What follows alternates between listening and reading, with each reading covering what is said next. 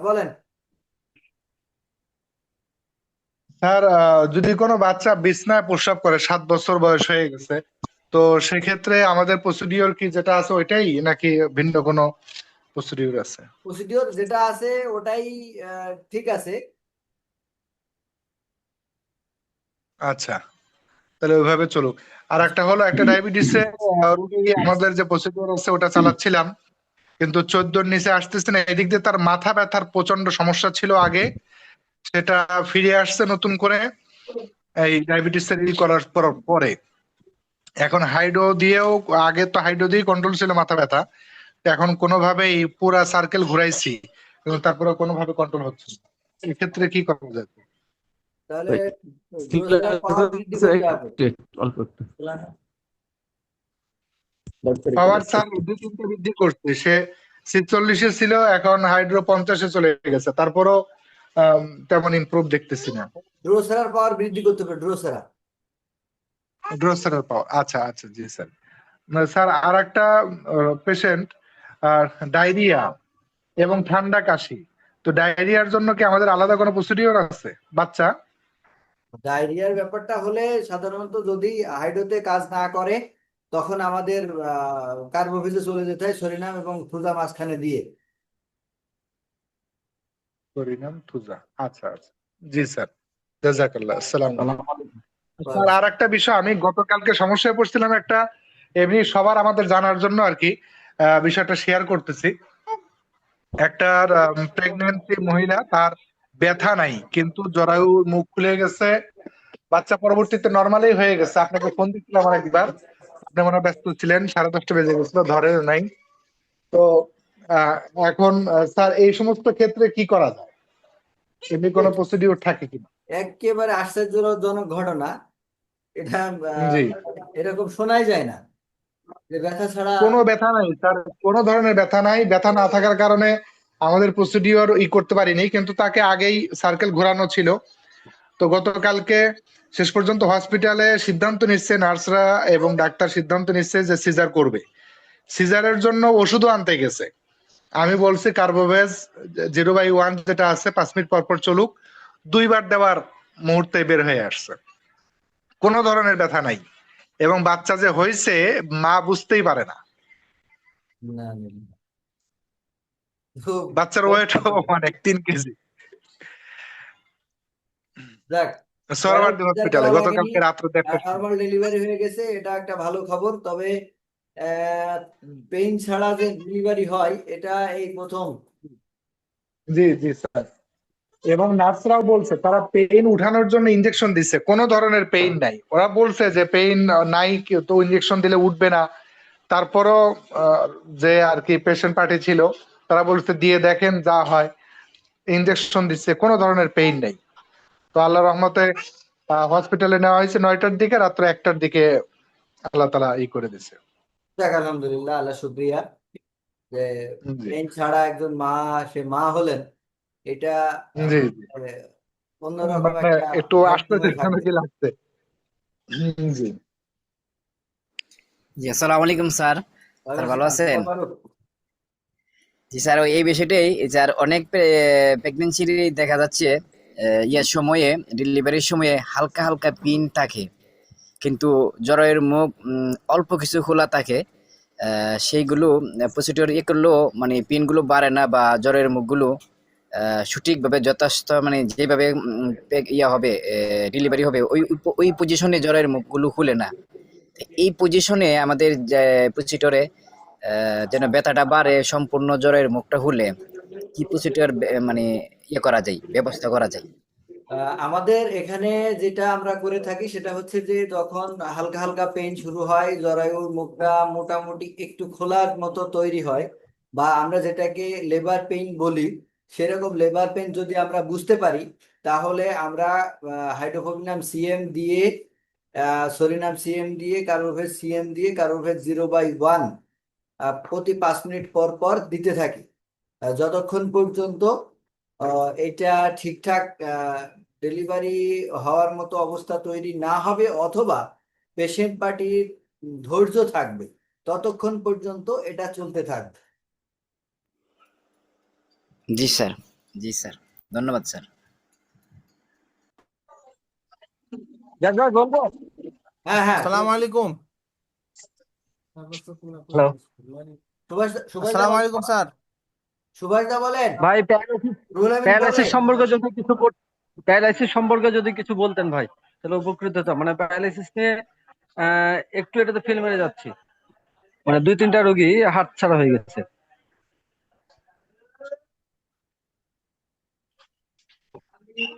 Paralysis হাতছাড়া হয়ে যাচ্ছে মানে কি? প্যারালাইসিসের যে রোগী এর সাথে আপনার এর আগে আপনার সাথে কন্ট্যাক্ট হলো ভাই, ওই রোগীটা আপনার সিবিসিএম এ ভালো ছিল, তারপরে 0-3 আসলাম। 0-3 তো খুব ভালো, তারপরে 0-3 দিয়েছি, তার বেড়ে গেছে, দিয়ে ডান হাত পুরোপুরি প্যারালাইসিস হয়ে গেছে। পরে আপনি 10M বললেন, 10M এ গেলাম, 10M এ আরো বৃদ্ধি। তারপর 200 আসলাম, 200 বৃদ্ধি। পরে তারা অ্যালোপ্যাথিতে গেছে। এইভাবে 2টা রোগী চলে গেছে। ও আচ্ছা, তো আসলে ব্যাপারটা হচ্ছে যে কিছু মানুষের এরকমটা হবে, এরকম দেখাও যাবে।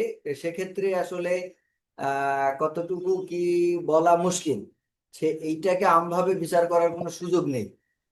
যেহেতু আমরা এইটাকে একটা জায়গায় নিয়ে আসছি একটা বৃহত্তর রেজাল্টের পরে।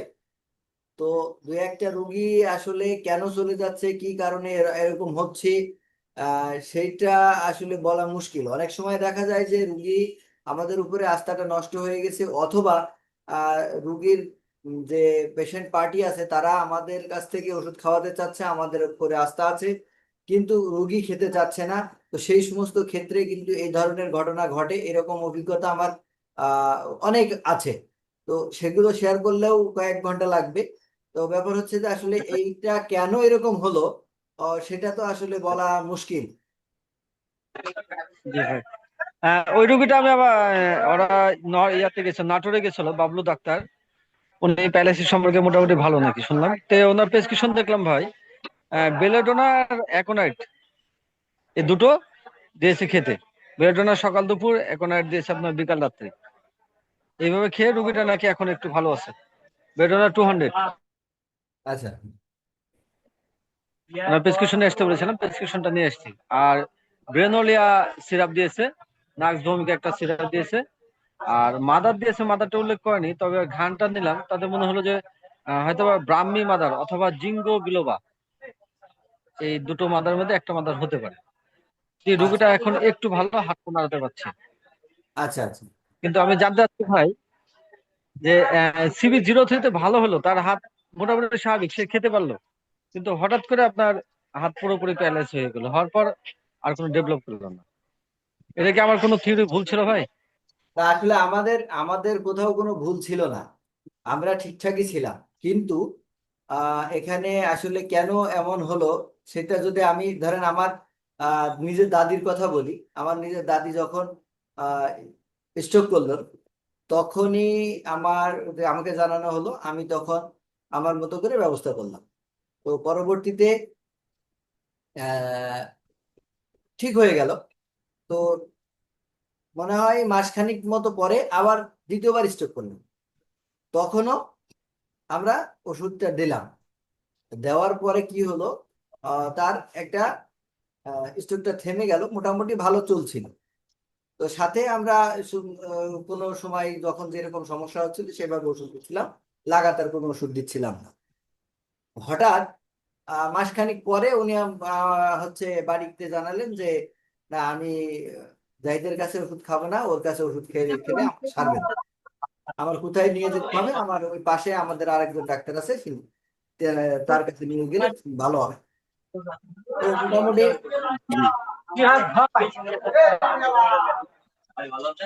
মোটামুটি ওনার কাছে চিকিৎসা হলো প্রায় 9 মাসের মতো।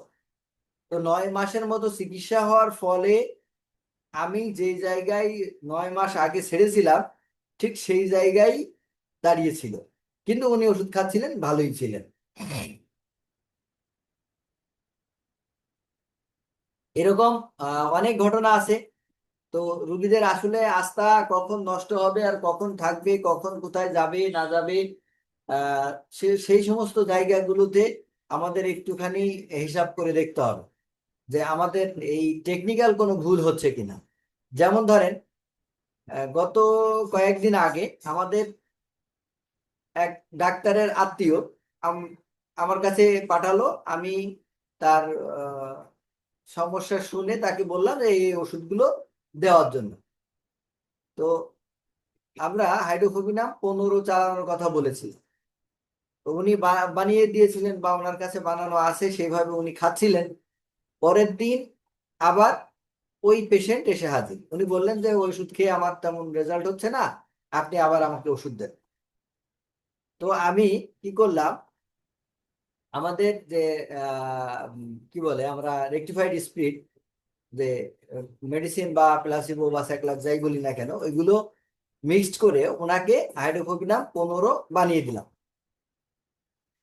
এবং এক ডোজ খাইয়ে দিলাম। খাইয়ে দিয়ে ওনার হাতে দিয়ে ছেড়ে দিলাম যে উনি এইটা নিয়ে গিয়ে খেতে থাকবে। তো উনি কয়েকদিন পরে আবার ফিরে আসলেন অন্য আরেকটা প্রবলেমের জন্য, মানে ওনার আরেকজন রুগী নিয়ে। তো উনি আমাকে জানালেন যে আপনি ওষুধ খাইয়ে দিলেন, আমি বাড়ি যেতে যেতে অনেকটাই ভালো, পরের দিন থেকেই পুরোটা সুস্থ, আপনার ওষুধ সম্পূর্ণ খাওয়া লাগেনি। তো এইখানে একটা সাইকোলজি কাজ করে যে হোমিওপ্যাথি ওষুধ মানে হচ্ছে একটা ঝাঁঝালো গন্ধ, একটা ঝাঁঝালো স্বাদ। আহ, এই ধরনের ঔষধ অনেকেই পছন্দ করে। জি ভাই, জি, আমাদের এটা রাইট। এই রুগীর এই পালস গুলো বুঝতে হবে যে আসলে রুগী কি চাচ্ছে। তো আপনি ওই রুগীটাই ভাই, ওর হার্নিয়া ছিল। ওইখানে একটু বলবো ভাই? এরকম কোনো ভুল করেছেন কিনা সেইটাও একটু দেখতে হবে যে এরকম কোনো মিস্টেক হয়ে গেল কিনা। জি ভাই, হতে পারে। ওই রুগীটা হার্নিয়া ছিল, এর আগে অনেক সার্কেল ঘুরে এসেছে, হার্নিয়াটা কমাতে পারেনি। তারপরে আপনার ইয়াতে গেছিল, মেডিকেলে ছিল, মেডিকেল থেকেও কমেনি। কিন্তু CB03 তে তার হার্নিয়ার ব্যথাটা নাই, হার্নিয়া পুরোপুরি স্বাভাবিক, নাভির হার্নিয়াটা। আচ্ছা শুধু প্যারালাইসিসে গিয়ে আপনার ওটা কাজ হয়নি। আচ্ছা, তা হয়তো হোক, বা ভুল ছিল মনে হয় কোনো ইয়েতে। জি হয়তো ভাই। কিছু একটা হবে। জি ভাই। জি, আসসালামু আলাইকুম। ওয়ালাইকুম আসসালাম। রুল আমিন, আসসালামু আলাইকুম। স্যার ভালো আছেন? আলহামদুলিল্লাহ। রুল আমিন বলতে হবে দ্রুত। স্যার একটা রুগীর যে গত সপ্তাহে বলছিলাম যে শরীরে পুরো শরীরটা ব্যথা, মোটামুটি হাইড্রো চলছে। হাইড্রো চলার পর খুব একটা রেজাল্ট ভালো না, এবার ডোসারা চলতেছে, তো রেজাল্ট ভালো। তো এরপরে মেডো দিলাম 1 ডোজ, দেওয়ার পরে তার থেকে একটু ভালো। তবে পরশু দিন বলতেছে প্রস্রাবটা বেশি হচ্ছে সমস্যা। তো আজকে টুজে দিছি 10 দেওয়ার পর তার থেকে আরো একটু ভালো আছে মোটামুটি। তো এখন ডোসারা চলবে না টুজে দিব স্যার? লাস্ট যে ওষুধে আছে সেটাই থাকবে। টুজে টুজে থাকবে। হ্যাঁ, সুজাই থাকবে। আর ড্রোসেরা তো আর প্রতিনিয়ত ওইভাবে দেওয়া যায়, নিয়ম নাই। জি জি। আর স্যার আরেকটা রোগী হলো আপনার টনসিল এবং নাকে পলিপাস। তো সব 6 সাইকেল ঘোরানো হয়েছে, বাকি কোনো রেজাল্ট নাই। এবং হাইড্রোস 26, এরপর 30, 40 পর্যন্ত চলছে, আপাতত বন্ধ আছে। সেক্ষেত্রে কি করা যায় স্যার? আচ্ছা, আপনি হাইড্রো 26 30 কিভাবে দিয়েছিলেন? 26, 30 দিছিলাম, 3 দিন করে খাইছে। প্রথম ডোজ দেওয়ার পরে কোনো একটা ভালো রেজাল্ট দেখা যায় নাই, এরপর দ্বিতীয় দিন আবার দিছিলাম, দেখেন, পলিপাসের দেওয়ার পরও ক্ষেত্রে কোনো একটা রেজাল্ট। 26 বা 28 যেখানেই শুরু করেন না কেন, ডেইলি 1 ডোজ করে দিতে হবে। জি, 3 দিন দিছিলাম ডেইলি। তিন 3 দিন, 3 দিন না, 3 দিন 3 ডোজ। 3 দিন দিলে হবে না। 3 দিন দিয়ে আপনি রেজাল্ট পাবেন এরকম ভাবলে হবে না তো। পলিপাস, পলিপটা কি জিনিস সেটা আপনাকে বুঝতে হবে তো। ওই রকম একটা ফোলা মাংস নাকের ভিতরে আটকে আছে, তাকে আপনি 3টা ডোজ দেবেন আর সে ঠিক হয়ে যাবে, এটা তো আশা করা যায় না। আপনার সময় লাগবে। তো 7 দিনের মধ্যে তার হাসি, কাশি যা সমস্যাগুলো আছে সেগুলো চলে যাবে। কিন্তু ফোলাটা একেবারে মিশতে বেশ সময় লাগবে। তো সেই সময় পর্যন্ত আমাদের চলতে হবে। সেক্ষেত্রে 26-এর পরে 28, 28-এর পরে 30, 30-এর পরে 32, এভাবে চলবে। ঠিক আছে। জি জি। তো জি। একটা মেডিসিন কতদিন চালাবো স্যার? একটা 26 মেডিসিনটা কতদিন চালাবো? পলিপের ক্ষেত্রে মিনিমাম 1 মাস তো চলবে, তারপরেরটা পরের হিসাব। স্যার টনসিল পলিপ থেকে টনসিলের সমস্যাটা বেশি। টনসিল হোক আর যা হোক, একই একই অবস্থায়, তাই ওখানে শুরুটা এক জায়গায়, সমস্যা নেই। আসসালামু আচ্ছা জি আলাইকুম। স্যার। ওয়ালাইকুম আসসালাম শামসুল আসসালামু আলম। আলাইকুম স্যার। ওয়ালাইকুম আসসালাম শামসুল আলম। জি স্যার। জি স্যার। বলেন। তার একটা মেয়ে, বয়স হলো 18, অবিবাহিত মেয়ে। এর সমস্যা হলো 2 বছর থেকে কারো সামনে আসতে চায় না, ঘরের মধ্যে লুকিয়ে থাকে, রুমের ভিতর থেকে বের হয়ে আসতে চায় না। বাইরে আসতে বললে যেটা বোঝা যায় সে নিজেকে খুব লজ্জিত মনে করে। কারণ হলো তার 3টা সিমটম। ও 2 বছর থেকে নাক দিয়ে অনবরত স্রাব যায়, স্রাব বের হয়। আর আরেকটা সিমটম হলো যে এই রাগ হলে সে ঘরের জিনিসপাতি ভাঙচুর করে। যদি ওর মেজাজ খারাপ হয় তাহলে ঘরের জিনিসপাতি ভাঙা আরম্ভ করে, চোখ বড় বড় করে ফেলে। আর আগে স্বাস্থ্য কম ছিল, এখন এই স্বাস্থ্য ইদানিং বেড়ে গেছে। এই মা বাবার সাথেও মিশতে চায় না, ঘরের কোনো কাজকর্ম করতে চায় না। আর আরেকটা সমস্যা হলো যে সে একদম দম ধরে বসে থাকে, কিছুক্ষণ পর পর খুব বড় বড় নিঃশ্বাস ফেলে। এই রোগীটাকে কিভাবে চিকিৎসা করবো স্যার? হাইড্রো দেবেন, আর মাঝে মাঝে সরিনাম দেবেন, আর মাঝে কার্বোভেজ দেবেন। হাইড্রোটা রেগুলার চলবে, মাঝে মাঝে সরিনাম, মাঝে মাঝে কার্বোভেজ। কার্বোভেজ কি আসসালামু স্যার আলাইকুম। সিএম চলবে? জি জি, সিয়াম। কার্বোভেজ, সরিনাম, দুটোই সিএম। হাইড্রো আসসালামু সিএম, আলাইকুম। কার্বোভেজ। হ্যালো, আসসালামু জি আলাইকুম। স্যার। আসসালাম। আমিন আপা বলেন। ভাই কেমন আছেন? আলহামদুলিল্লাহ, জি বলেন। হ্যাঁ, ওই যে আপনি যেটা লেবার পেইনের কথা বললেন, যে হাইড্রো সিএম দেওয়ার পরে সরিনাম সিএম, তারপর কার্বেল সিএম, তারপরে হচ্ছে কার্বেল 0/1 5 মিনিট পর পর। এটা বুঝলাম, কিন্তু হাইড্রো সিএম এর পরে কতক্ষণ পরে আমরা সরিনাম দিব এবং কার্বোভেজ দিব? যেদিন হাইড্রো দেওয়া হবে সেদিন তো এই রোগীর কার্বোভেজ দেওয়া হবে না, সরিনাম দেওয়া হবে না। যেদিন সরিনাম দেওয়া হবে বা এটা তো ভাই লেবার পেইন। কার্বোভেজ দেওয়া হবে, সেদিন হাইড্রোফোবিনাম বন্ধ থাকবে। এটা বাচ্চা হওয়ার যে পেইনটা হবে তখন তো ও বাচ্চা হওয়ার জন্য। না, এটা তো যখন বাচ্চা হয়। হ্যাঁ, বাচ্চার জন্য, বাচ্চার আপনি তো জন্য। একটু প্রথম, হ্যাঁ হ্যাঁ, প্রথমে যে বললেন প্রথমে যে না, হাইড্রো দশ সিএম মিনিট দেওয়ার দশ পরে minute psorinum 10 minute, CM, 10 minute. আমরা সিম দেওয়ার পরে 10 মিনিট পরে সরিনাম সিম দিব, তার 10 মিনিট পরে কার্বো সিম দিব, জি। এভাবে। তারপরে হচ্ছে কার্বো কার্বো 0/1 5 মিনিট পর পর দিব। 5 মিনিট পর পর। ও আচ্ছা, থ্যাংক ইউ। আচ্ছা। আসসালামু আলাইকুম। ওয়ালাইকুম আসসালামু আসসালাম, জি আলাইকুম বলেন। স্যার। এই তো, জি। ওটা তো আমারটা তো হয়ই না কথা। হ্যাঁ। সাইদুদ্দিন বলেন। জি জি স্যার। স্যার ওই আমার স্যার ওই নিজের কথাটাই বলি। প্রথমে দুপুর শুলে যে স্যার কফ ওঠে আমার, এই কফটা তো আমার একইভাবে উঠে যাচ্ছে।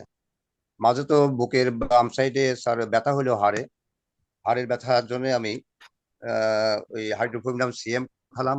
খাওয়ার পরে দেখা গেল যে ব্যথাটা চলে গেল রাত্রের ভিতরেই। 2-3 দিন পরে স্যার ওই যে আপনার সাথে কথা বলেছি আমি, রক্ত উঠলো আবার। আপনি বললেন টিউবারকুলিনাম 10 আপনি করি 1 ডোজ খেয়ে কার্বোভেজ খেতে। তো এই কদিন আমি খাচ্ছি, এটা আমার মোটামুটি খুব আরামদায়ক মনে হচ্ছে এবং খুবই ভালো লাগতেছে। কিন্তু কফ ওঠা তো বন্ধ হচ্ছে না, এবং কাশিও মাঝে মধ্যে হচ্ছেই, এটা যাচ্ছে না। এবং মনে হচ্ছে যে কোনো সময় কি আবার কি রক্ত ওঠে নাকি, আমি ফিল করতেছি, এবং আচ্ছা, শরীরটা খুব ক্রমে দুর্বল হয়ে যাচ্ছে। টিউবারকুলিনাম 50 ml যাবেন, একই নিয়মে। একবারই খাবো। হ্যাঁ। জি স্যার। আর একটা স্যার ব্যাপারটা হচ্ছে এই যে পায়ে মস্কা লাগা ব্যথা, যদি আপনার সঙ্গে আলাপ করেছি 10 বছর হইলো, ওই পায়ে 4 সালে গোড়ালির ওখানে। আমি তো স্যার হাইড্রোফোবিনাম সিএম দিলাম, সরিনাম দিলাম, তারপরে কার্বোভেজ 30 দিলাম। আজ 20-21 দিন হয়ে গেল, ব্যথা স্যার যাচ্ছে না really। আচ্ছা, ওই হাড়টা একটু ফেটেও গেছে, ওখানে ওরা চেক আপে দেখেছে 8-10 বছর আগে, ওরা বলেছিল যে ডাক্তার যে এটা এমনি এমনি লেগে যাবে, এর জন্য তার অন্য কিছু করা যাচ্ছে না। তো এই ব্যথাটা তো প্রচন্ড আকার ধারণ করেছে দীর্ঘদিন। হাইড্রোসিএম দিয়ে সরিনাম দিয়ে কার্বোভেজ 30 চললো বেশ কিছুদিন। এত 20-21 দিন হয়ে গেল, কিন্তু ব্যথা একই রকম আছে।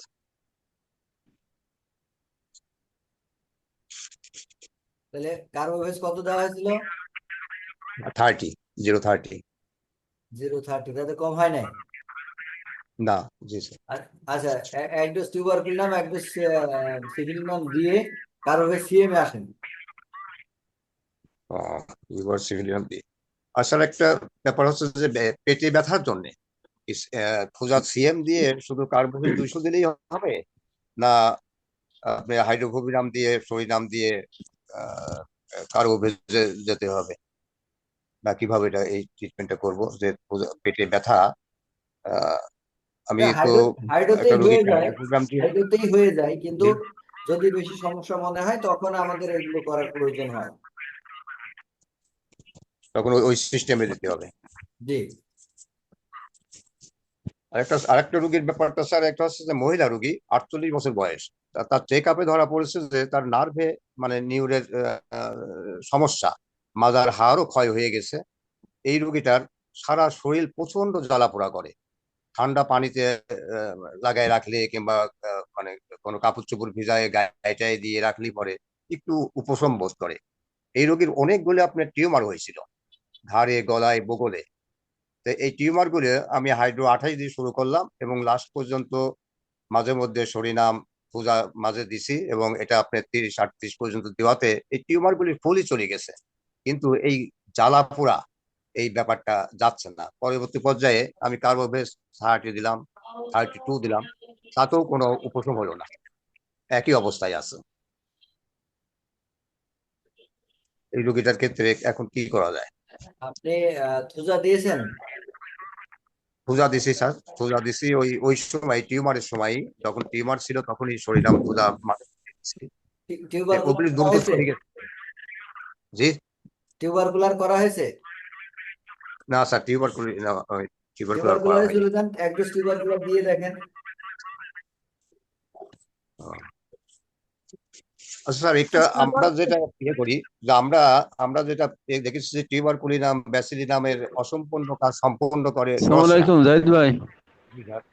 আর টিউবারকুলিনামের আর্লি লাইফ থেকে কনস্টিপেশনের প্রবণতা থাকে, ব্যাসিলিনামের কনস্টিপেশন বা লুজ মোশনের প্রবণতা থাকে না, তার মলত্যাগ নিয়ে কোনো কথাই তার ভিতরে থাকে না। ডসরা আপনার যেমন আপনার লুজ মোশনের ব্যাপারটা আসে এখানে।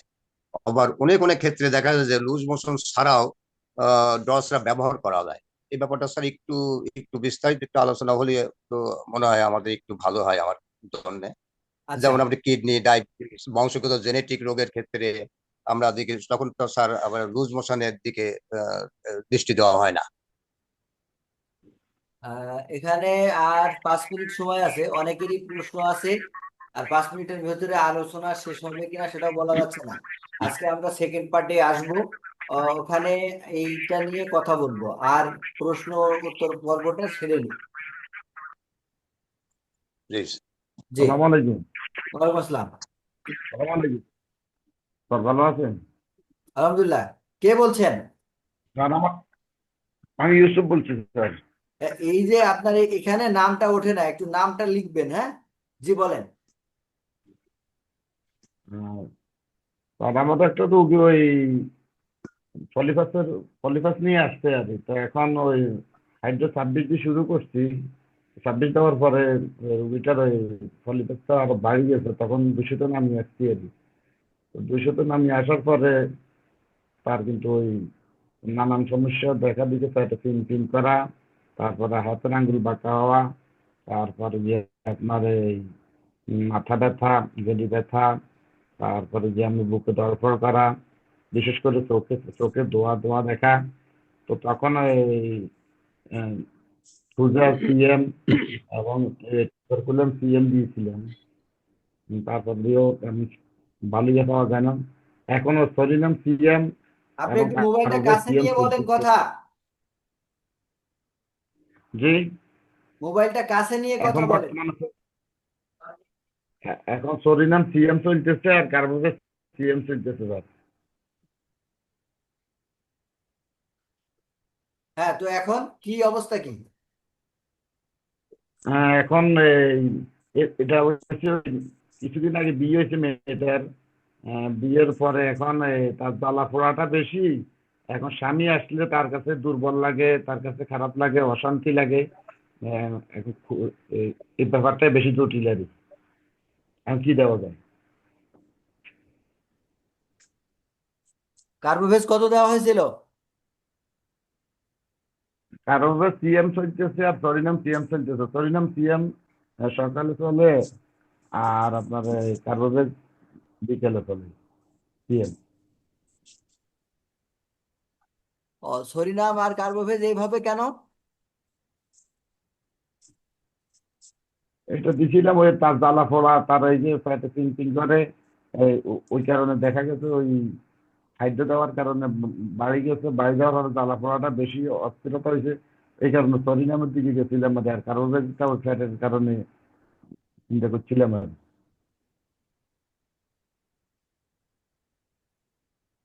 আচ্ছা, ঠিক আছে, আপনি সরিনাম এইভাবে দেওয়া বন্ধ করেন, শুধু কার্বোভেজ চালু রাখেন, আস্তে আস্তে ঠিক হয়ে যাবে। কার্বোভেজ সিএম নাকি? জি, 3 বার কার্বোভেজ 3 বার করে দেন। স্যার, আসসালামু আলাইকুম আসসালাম। স্যার।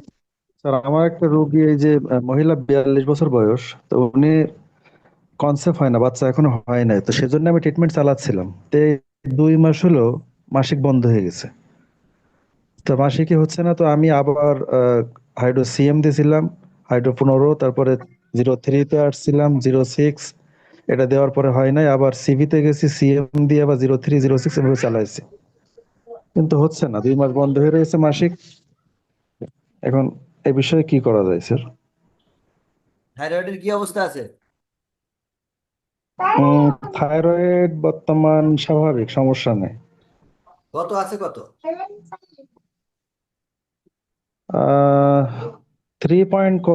2 পয়েন্ট কত জন রয়েছে, এটা দেখছিলাম ওই সময় আমি স্যার, তো স্বাভাবিক রয়েছে। ইয়ে, হিমোগ্লোবিন কত আছে? হিমোগ্লোবিন মোটামুটি ঠিক আছে। ওনার সমস্যা হলো কোলেস্টেরলের একটা প্রবলেম রয়েছে, কোলেস্টেরল, চর্বির সমস্যা আছে, টেস্ট করছিল এটা, আচ্ছা, মেডোরিনাম তো দেন। ওইটা একটু বেশি। আর মেডোরিনাম 10 দিছিলাম স্যার সেদিন। আর সরিনাম, তারপরে মেডোরিনাম পূজা, সিএম দেন। এগুলো দেওয়া হয়েছে। সিএম দেবো তাই তো? সিএম থেকে উপরের ওইটা দিকে দেওয়ার পর যাবেন। অন্য কোনো মেডিসিনে যাব?